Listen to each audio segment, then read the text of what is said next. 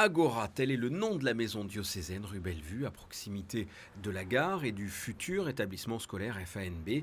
La première pierre a été posée en mai 2017. Un an et demi après, Monseigneur Barcy vient de présenter cette maison de 7 étages à la presse. L'Agora, maison diocésaine, veut rassembler tout ce qui existe dans le diocèse et qui était jusqu'à présent dispersé, tous les services diocésains. Et en même temps, elle veut être une maison ouverte sur la société, sur le monde.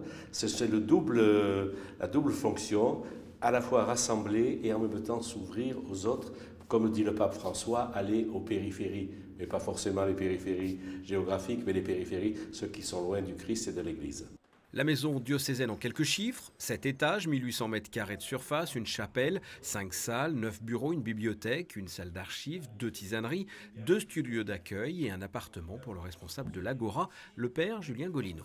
Ma mission première est bien sûr d'accueillir donc les services diocésains qui sont présents, de veiller à ce qu'ils aient ce dont ils ont besoin pour travailler, veiller à la coordination aussi des réunions puisque nous avons 5 salles de réunion qui permettent justement d'accueillir du public, que ce soit des personnes, comme on dirait, initiées ou non initiées. Après moi en tant qu'aumônier de jeunes et aussi responsable de l'enseignement catholique, j'ai l'école FNB qui est juste à côté et j'aimerais que cette maison soit aussi vivante pour les jeunes. Donc j'ai déjà pensé, je voudrais faire des tournois de FIFA, voilà, parce qu'on pouvait profiter aussi parce que c'est un lieu de travail, mais c'est aussi un lieu de convivialité. Et je pense que c'est important que aussi les jeunes qui ne sont pas l'avenir de l'Église, qui sont déjà le présent de l'Église, et ils se sentent bien aussi chez eux. Voilà, donc l'idée c'est de pouvoir créer au fur et à mesure vraiment des activités pour eux et qui viennent à la maison diocésaine comme ils iraient chez un copain, comme ils iraient à la maison pour vivre quelque chose entre eux.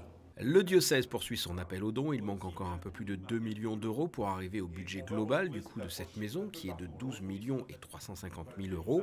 En attendant, la maison diocésaine sera inaugurée par le souverain ce vendredi à 11 h.